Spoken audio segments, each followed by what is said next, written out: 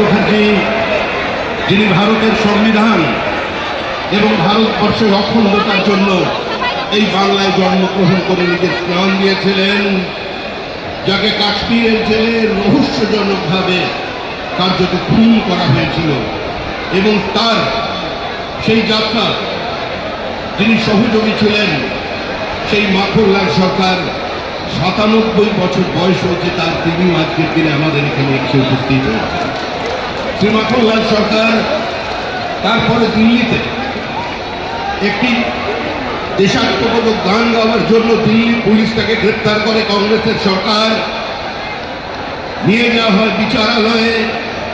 বিচারপতি বলেন তার উকিলের পরামর্শে যে ক্ষমা চান, আপনার মুক্তি দেব, কিন্তু মাখনলাল সরকার বলেছিলেন আমি কোনো অপরাধ করিনি, সুতরাং আমি একটা গান গেয়েছি।